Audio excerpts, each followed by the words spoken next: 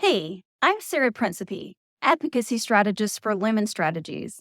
With the South Carolina legislature reconvening on January 9th, it's a good time to recap the last session and look ahead to 2024. This is the Columbia Spotlight. The 2023 session of the South Carolina legislature was marked by significant achievements, including the passage of the state budget. After intense negotiations, a $13 billion spending plan was approved by both chambers and sent to Governor McMaster. Although the governor vetoed 11 items totaling $1.5 million, that's actually the smallest amount vetoed in recent history, and the legislature may address those vetoes when they reconvene in January.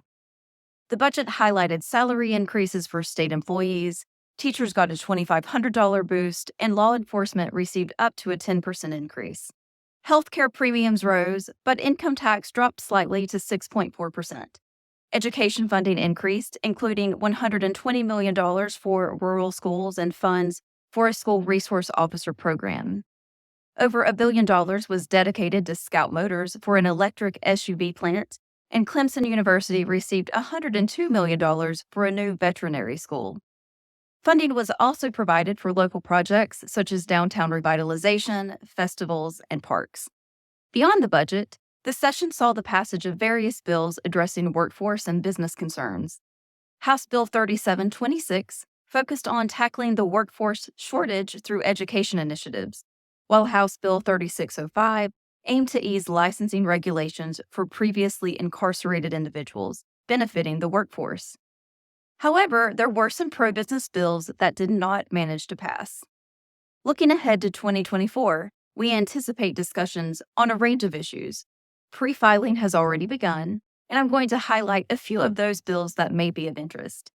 Senate Bill 844 would establish a study committee to look at civil justice and insurance laws regarding coverage availability, premium rates, and deductibles. Senate Bill 862 would change the law regarding requirements for childcare workers, expanding acceptable credentials to include the South Carolina Employability Credential. Childcare issues are especially important given the correlation between childcare availability and workforce participation. Additionally, a bill has been pre-filed that relates to development impact fees. 856 seeks to refine the scope and application of development impact fees, ensuring transparency and accountability in their use, and providing clearer guidelines for their collection, expenditure, and refunding. Also, a bill that deals with short-term rentals has been pre-filed. House Bill 4573 would prohibit local governments from passing an ordinance that would prevent property owners from utilizing their residential dwellings as short-term rentals.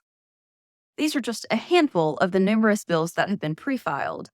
We also expect to see bills related to online privacy, economic development efforts, childcare tax credits, as well as other topics that are relevant to your business community. With such diverse and impactful legislation on the horizon, the 2024 session of the South Carolina legislature is poised to be both dynamic and influential in shaping the state's future. Until next time, I'm Sarah Prencipe, and this has been the Columbia Spotlight.